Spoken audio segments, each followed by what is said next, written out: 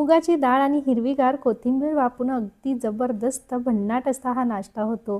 अगदी खायला सुद्धा रुचकर आणि चटपटीत होतो। त्यासाठी 3 ते 4 तास भिजत घातलेली मुगाची डाळ घेतली।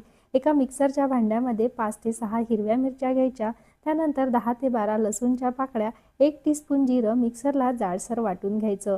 त्यानंतर आता हे भिजत घातलेली मुगाची डाळ यामध्ये वाटून घ्यायची। बारीक वाटायची नाही, पाणी अजिबात टाकायचं नाही, जाडसर अशी वाटायची आहे। या मिश्रणात पाव चमचा हळद, अर्धा चमचा धने पावडर, त्यानंतर 1 चमचा भाजलेले तीळ, चवीपुरतं मीठ, बडीशेप आणि भरपूर अशी कोथिंबीर टाकून मिक्स करून घ्यायचं।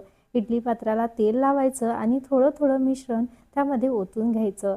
तर थोडं थोडंच ओतायचं आणि आता मध्यम आचेवरती झाकण ठेवून याला आपण वाफ करून घेऊया। तर मध्यम आचेवरती 10 ते 12 मिनिटानंतर बघा किती छान मस्त वाफवले। सुरी जर कोरडी निघाली तर समजा आपलं हे मिश्रण शिजलेलं आहे। थंड करून घ्यायचं आणि थंड झाल्यानंतर असे खापा करून घ्यायच्यात। त्यानंतर मध्यम आचेवरती खुरपूस असे छान कुरकुरीत होईल तोपर्यंत तळून घ्यायचे। तर किती छान मस्त झटकीपट आपला हा नाश्ता तयार झालेला आहे। तर सगळ्यांना आवडतो। अशाच छान छान रेसिपीजसाठी लाईक करा, फॉलो करा, शेअर